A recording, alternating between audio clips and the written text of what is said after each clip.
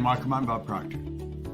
Over the next few minutes, if you will listen really carefully, take everything I'm saying very serious, and test what I'm suggesting, I guarantee you this could change your life like that, and to an enormous degree. It can change almost everything in your life. First of all, let's stop and think about who we are and what we are. We are a massive energy in a very high speed of vibration. We have awesome power.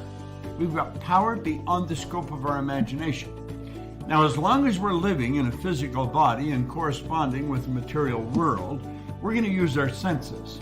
We can see, hear, smell, taste, and touch. You know, I've got a little dog that can see, hear, smell, taste, and touch. Now, it's been pointed out to us by some pretty respectable authorities that you and I are the only creature on the planet that's totally disoriented in our environment. All the other little creatures are completely at home in their environment.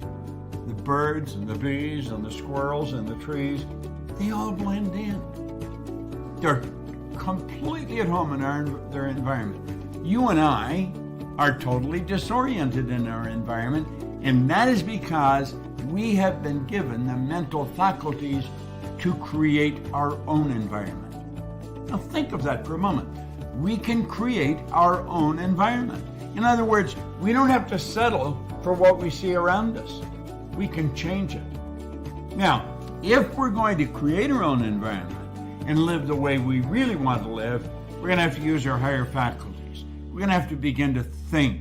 We just can't move along at a snail's pace, doing the same thing every day, day in, day out. We're going to have to understand, what are these higher faculties? You see, we have perception, the will, reason, imagination, memory, intuition. These are all higher faculties. I want to talk to you about perception. Perception is how you see something. It's your way of looking at something. You change the way you look at something and it'll change completely. Now let me explain how I do this. I learned this, by the way, from Earl Nightingale. Just one thing I'm going to show you right now. If I have a particular problem or a challenge, I will take it and I'll write it on a piece of paper. And I'll put the paper in the center of a table and I'll sit back and look at it. And then I'll ask myself, is that challenge or that problem in me or is it on the paper? Now, as long as it's in me, I'm going to have difficulty with it. So I've got to work to get it on the paper. You'll say, well, that's silly. Is it? Try it. Find out how silly it is. And when I get it on the paper, then I look at it. And I really try and understand it.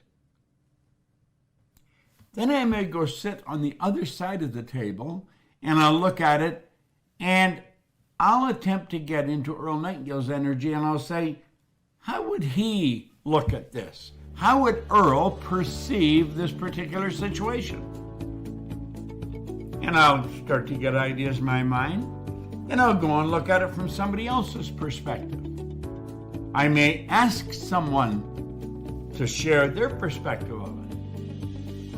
You see, when you change the way you look at something, it changes.